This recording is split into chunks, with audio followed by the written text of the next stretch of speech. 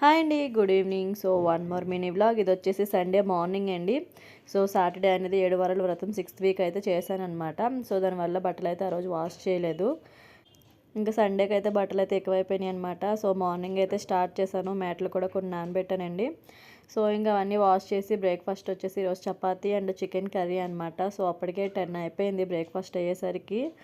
ఇంకా daily routine టైంలో అయితే ఎప్పుడు ఇడ్లీ దోశే కదా అని చెప్పి ఇంకా సండే అయితే కొంచెం స్పెషల్గా అని చెప్పేసి ఇంకా చపాతీ చికెన్ అనేది చేశానమాట. సండే అనగానే రెస్ట్ అయితే అసలు ఉండదండి. ఏదో ఒక పని పడుతూనే ఉంటుంది అనమాట. అందులో పిల్లలు ఇంటికాడ ఉన్నారంటే ఇంకా అసలు ఖాళీ ఉండదన్నమాట.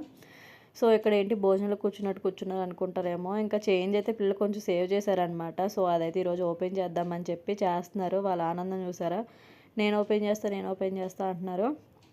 సో 2 ప్లేట్లు అయితే పెట్టామండి ఎక్కడ నిండిపోద్దని, కానీ ఒక ప్లేట్ కూడా సరిగ్గా నిండలేదనమాట. ఇంకా సేవ్ చేసిన చేంజ్ అంతా వచ్చేసి 430 ఎంతో సేవ్ చేశారండి.